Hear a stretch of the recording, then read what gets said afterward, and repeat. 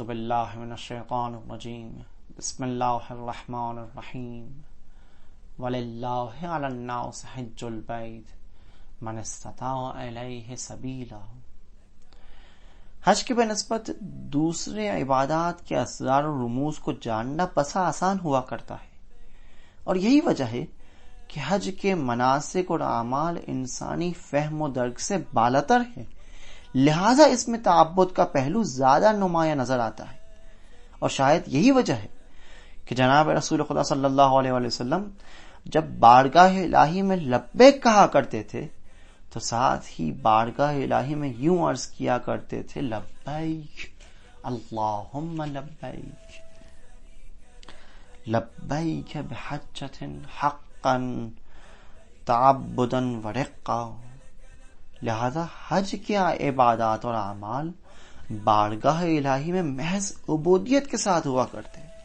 اور جس طرح قرآن مجید میں ارشاد ہو رہا ہے وَمَا خَلَقْتُ الْجِنَّ وَالْإِنسَ إِلَّا لِيَعْبُدُونَ، اور خلقت جن و انس کا مقصد عبادت بیان کیا جا رہا ہے، اگرچہ عبادت الہی کو خلقت کے ہدف کے طور پر پہچانوایا جا رہا ہے، لیکن خود عبادت بھی مقدمہ ہے، مقصد اور مقصود نہیں ہے۔ یقین کی منزل تک پہنچنے کے لیے عبادت مقصد مقدمہ قرار پا رہا ہے۔ یہ یقین کی منزل پر فائز ہونا ہمارا آخری ہدف اور ٹارگٹ ہے،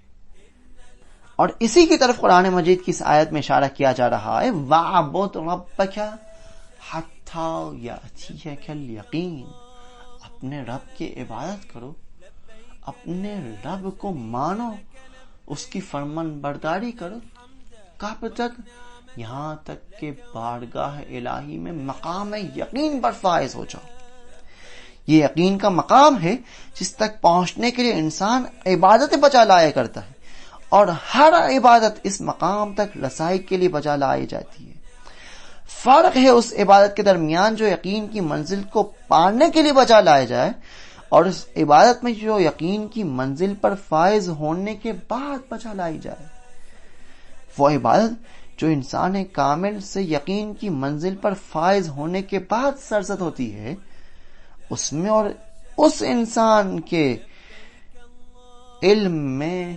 اس انسان کی عبادت میں جو ابھی تک مقام یقین پر فائز نہ ہوا، زمین آسمان کا فرق ہے۔ کیونکہ وہ جو مقام یقین پر فائز ہو گیا، اس انسان کا علم ہی عمل بن کر ظاہر ہوتا ہے، اور اس انسان کی معرفت ہی صالح اعمال کی شکل میں ظاہر ہوا کرتی ہے،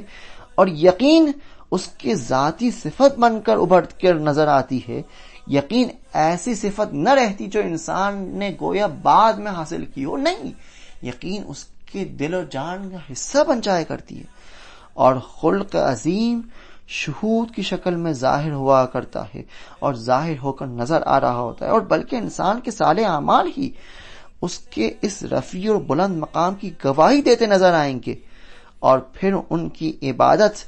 کبھی بھی اکراہ سے نہ ہوگی، مجبوری میں نہ ہوگی، بلکہ شوق اور جذبے کے ساتھ عبادت کی طرف بڑھیں گے، اور ان کی عبادت جہنم کے خوف سے یا جنت کے شوق سے نہ ہوگی، بلکہ وہ خدا کی عبادت بجا لائیں گے،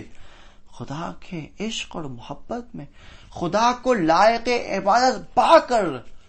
خدا کی محبت میں گم ہو کر خدا کی عبادت سے بجا لائیں گے۔ اور یہ وہ عظیم مقام ہے جو خدا کے خاص اور پاکیزہ بندوں کو نصیب ہوا کرتا ہے، اور حج ان عظیم عبادت میں سے ہے جو انسان کو عبادات کے بلند و بالا مقصد تک پہنچانے میں مددگار ثابت ہوتی ہے، کیونکہ روایت کے مطابق حج نور اور بصیرت ہے، اور حج سے منہ پھیرنے والا، حج کو ترک کرنے والا قیامت کے دن اندھا محشور ہوگا، کیونکہ وہ تو دنیا میں بھی اندھا ہے، لیکن اس کی گمراہی قیامت میں ظاہر اور واضح ہو کر رہ جائے گی۔ بالکل جس طرح مولا امام جعفر صادق علیہ السلام اس آیت کی تفسیر کے بارے میں بیان فرماتے ہیں، من کان فی ہذہ اعمی فہو فی الآخرۃ اعمی واضل سبیلا۔ مولا فرماتے کہ یہ آیت اس شخص کے لیے جو اپنے واجب حج کو اتنا مؤخر کر دے یہاں تک کہ اس کی موت واقع ہو جائے۔ روایت کا جملہ ہے ذَلِكَ الَّذِي يُصَوِّفُ نَفْسَهُ الْحَجْ یعنی حجۃ الاسلام حتیٰ یأتیہ الموت۔ تو وہ شخص اندھا ہے، یہاں پر اس دنیا میں اندھا محشور ہوگا، کیونکہ حج سراسر نور ہے، مکمل نور ہے، معارف الہی کا شہود ہے، اور انسان مومن خلق عظیم کی نشانی بن جایا کرتا ہے۔ واضح ہے کہ مومن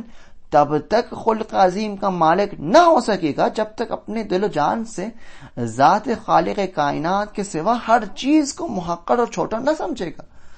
اور پھر صرف عظیم خالق کے سامنے لبیک کہتا ہوا نظر آئے گا، پروردگارا لبیک، خدایا میں تیرا ہر حکم ماننے کو تیار ہوں، لبیک اللہم لبیک۔ وہ جو خلق عظیم کا مالک بن جائے گا، خالق عظیم کے سوا کسی کو صاحب عظمت نہ پائے گا اور لائق عظمت نہ سمجھے گا، اور بس عظیم کا ہی فرمان بردار بن کر رہ جائے گا، اور ہر غیر کی غلامی سے آزاد ہو کر خود بھی عظیم کا مظہر قرار پانے لگے گا۔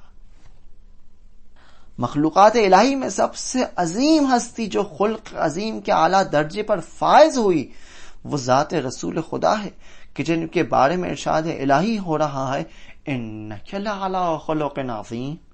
یقین وہ بالا ترین صفت تھی جو رسول خدا میں پائی جا رہی تھی، بالکل جس طرح کعبے کے بانی، کعبے کے بلڈر حضرت ابراہیم خلیل میں یہ صفت پائی جا رہی تھی۔ وَكَذَلِكَ نُرِي إِبْرَاهِيمَ مَلَكُوتَ السَّمَاوَاتِ وَالْأَرْضِ وَلِيَكُونَ مِنَ الْمُوقِنِينَ۔ حضرت ابراہیم اہل یقین میں سے، مقام یقین پر فائز ہونے والوں میں سے قرار پائے، لہذا یہ عبادت کے ذریعے انسان اس بلند و رفیع مقام یقین کے مقام تک پہنچ سکتا ہے، اور بطور خاص اس عظیم عبادت حج جیسی عظیم عبادت کے ذریعے انسان اس قدر بلند و بالا ہو جاتا ہے کہ وہ یقین کے مقام کو حاصل کر سکتا ہے۔ یقین یعنی وہ خلق عظیم جس میں خلق صاحب خلق کی جان کا حصہ بن کر رہ جائے، اور صاحب خلق کے تمام تر اعمال و کردار اس خلق عظیم کی عکاسی کرتے ہوئے نظر آئے۔ خداوند متعال کی بارگاہ میں دعا ہے کہ خداوند متعال ہمیں بھی عبادات کے اس بلند ترین مقام پر، یقین کے مقام پر فائز ہونے کی توفیق عنایت فرمائے، اور ہمیں بھی خلق عظیم جیسی عظیم نعمت سے نوازے۔ رزقنا اللہ و ایاکم انشاءاللہ، والسلام علیکم ورحمۃ اللہ وبرکاتہ۔